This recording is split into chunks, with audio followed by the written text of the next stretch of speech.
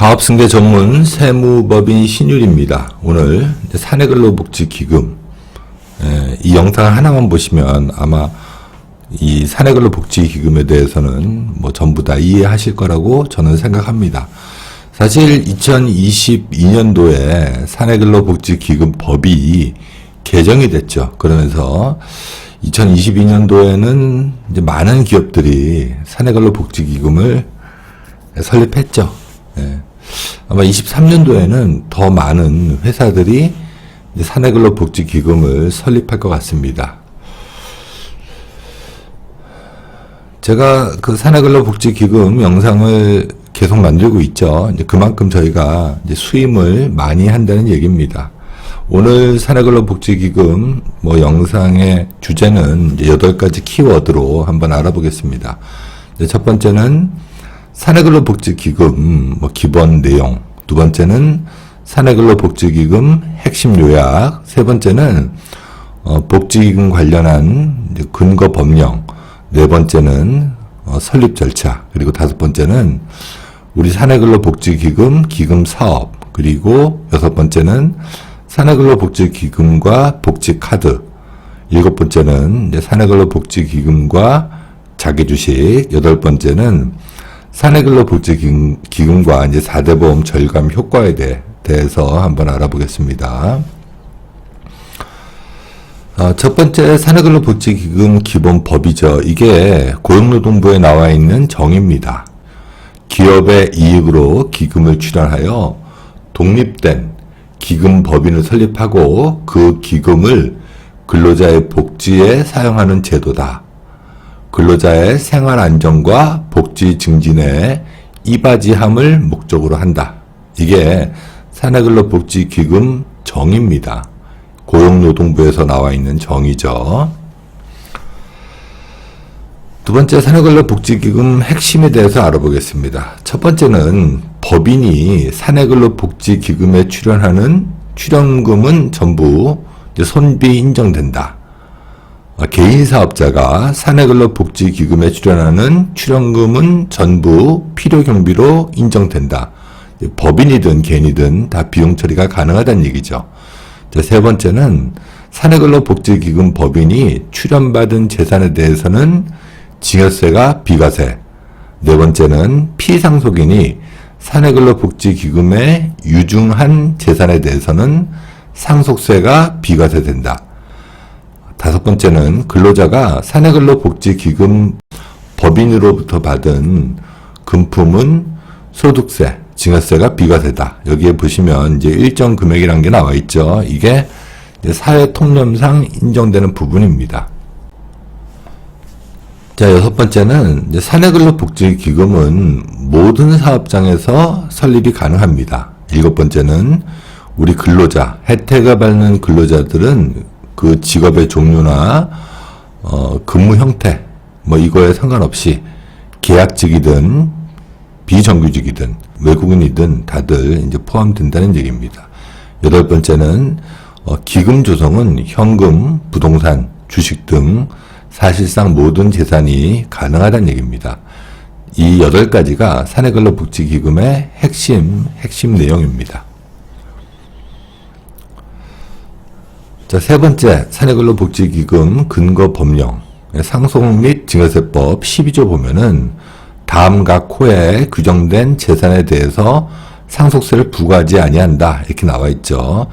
근로복지기본법에 따른 사내근로복지기금이나 그 밖에 이와 유사한 것으로서 대통령령으로 정하는 단체에 유증한 재산은 비과세란 얘기죠. 자, 두 번째, 제46조 비과세되는 증여재산 다음 각 호의 어느 하나에 해당하는 금액에 대해서는 증여세를 부과하지 아니한다. 4조에 보시면 사내근로복지기금이나 그 밖에 이와 유사한 것으로서 대통령으로 정하는 단체가 증여받은 재산에 대해서는 증여세를 과세하지 않는다는 얘기죠.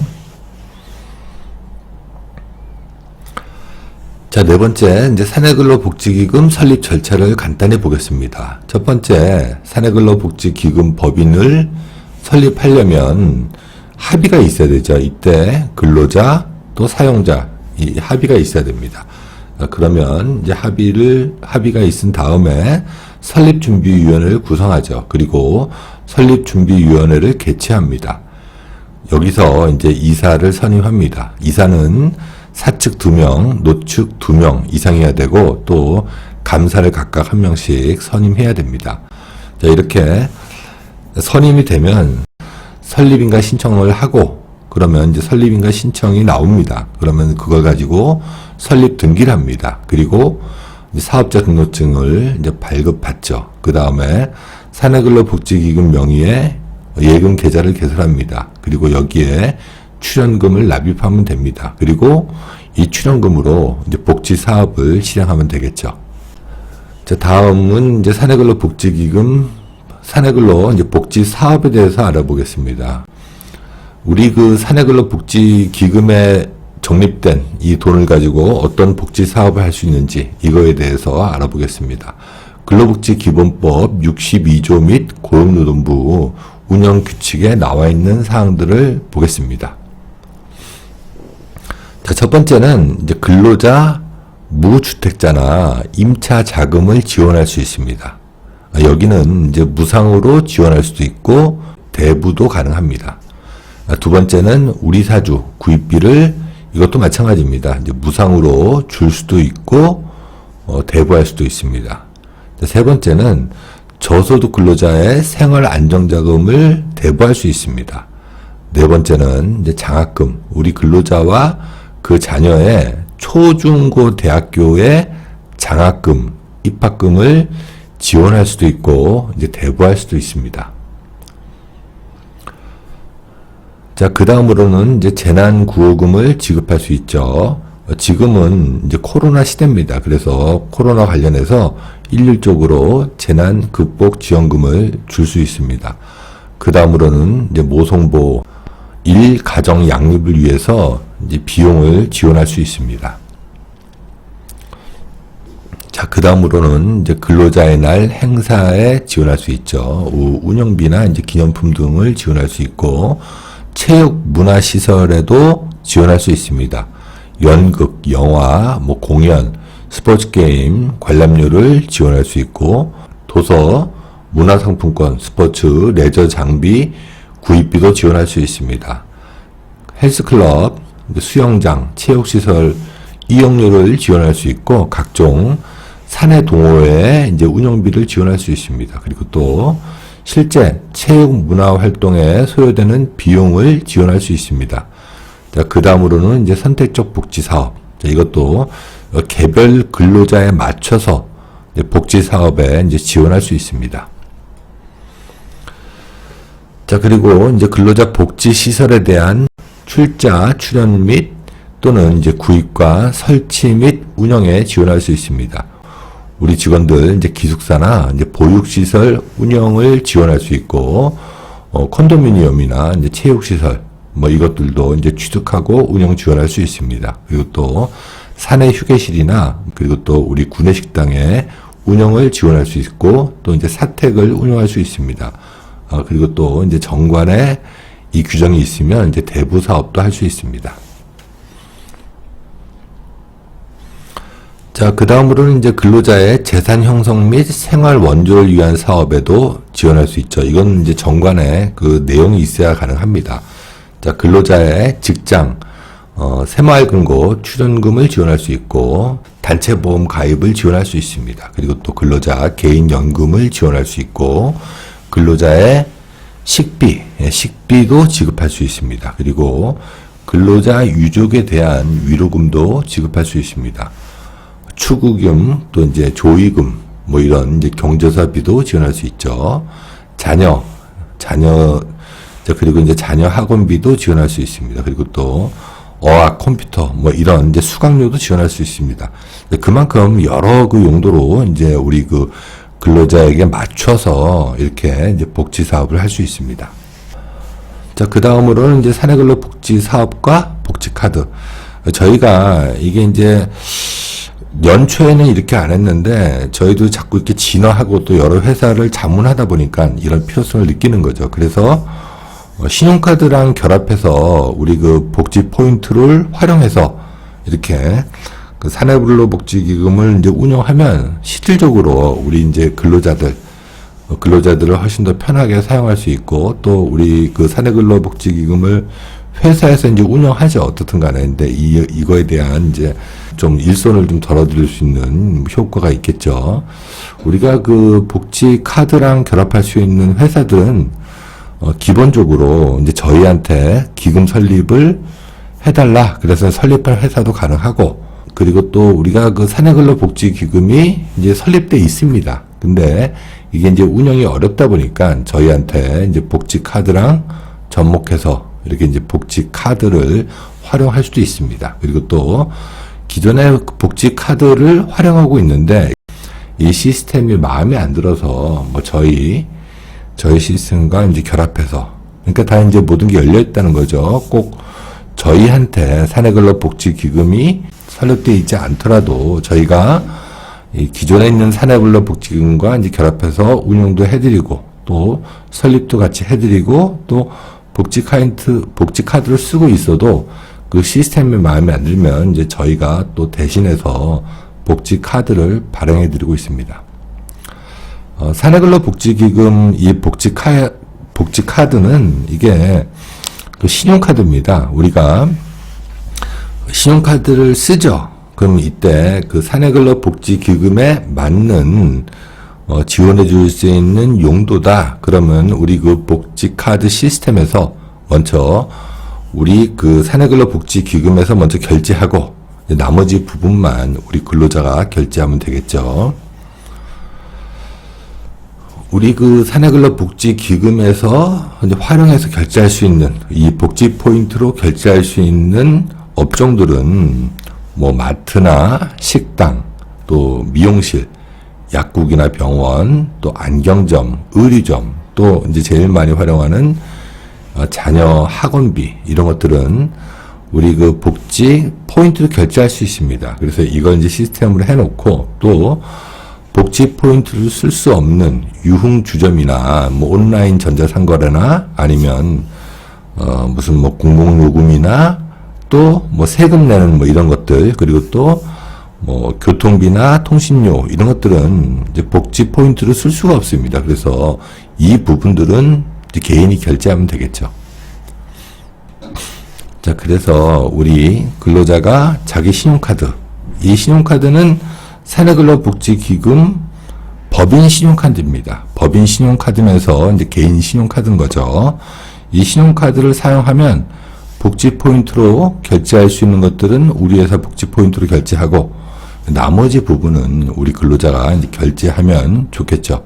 그러면 훨씬 사내근로복지기금을 운영하는 데 있어서도 부담이 덜합니다. 사실 저희가 한 200명, 300명 되는 회사에 이 시스템이 없으면 이것 때문에 직원 한 명 뽑거나 뭐 이래야 되는 부분이 있죠. 그렇지만 이 복지 카드를 활용하면 실질적으로 이제 인건비를 좀 줄일 수 있습니다.